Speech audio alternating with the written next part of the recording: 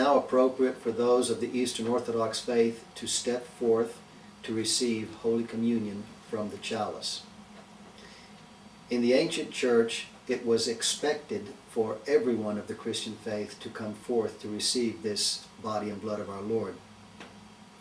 As time went on, there were circumstances, however, that might have prevented one from receiving Holy Communion.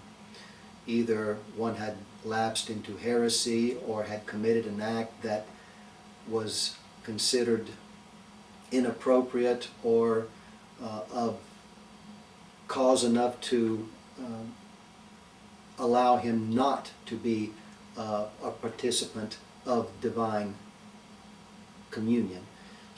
The idea here is that we come forth not with the idea that we are worthy, but with the concept that we are coming forth asking for help from God. This is a way by which we become a part of Him, rather than having Him become a part of us.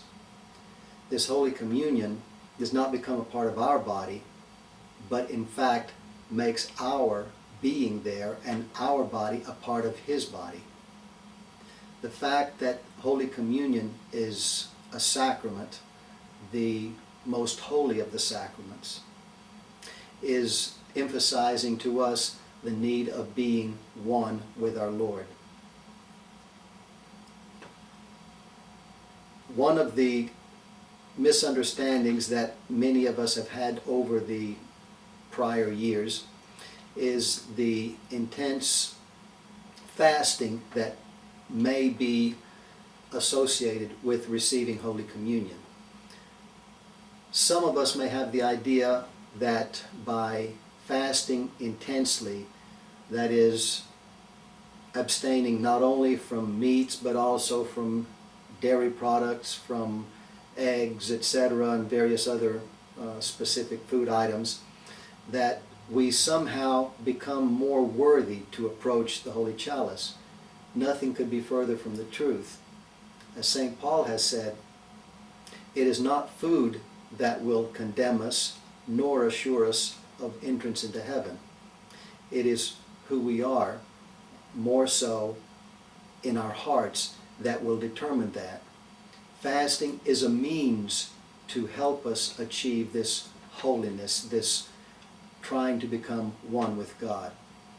A correct preparation for Holy Communion would be certainly following a consistent prayer life on our own, privately, in our homes, to have a consistent program, regimen, through which we would come to our parish priest or to an Orthodox priest for confession, as well as to participate in a regular fasting program. And again, that fasting program, ideally and more correctly, would be under the guidance of our spiritual confessor. Holy Communion is not something to be shunned. Rather, it is something to be embraced, but it also presupposes our approaching this Holy Chalice with a degree of appreciation of that which we are about to receive.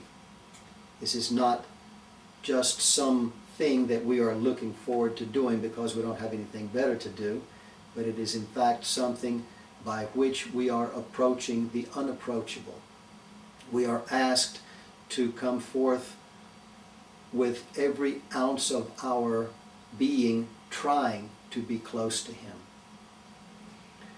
Holy Communion has been called by some theologians as not only an end in itself, but also a means to an end. It is something which we receive to help us overcome a spiritual obstacle. Again, under guidance and with the direction of our confessor. We are using this Holy Communion to help us overcome a spiritual obstacle which has dragged us down, or which is not allowing us to come to full fruition in our holiness, in our theosis. But also communion is considered that reward for which we have tried to prepare. It is something that we are trying to allow ourselves to use to get close to God ultimately.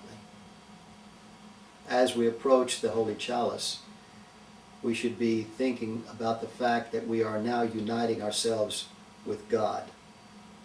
We are becoming one with the Creator. As well as we are being united with all of the saints that we are seeing on the iconostasio, all of the saints that were commemorated by us during the Divine Liturgy, all of the loved ones that have gone on before us and that are awaiting us in the Church Triumphant. The concept is that we have transcended all space and all time, and that we are there at the very feet, at the throne of our Lord.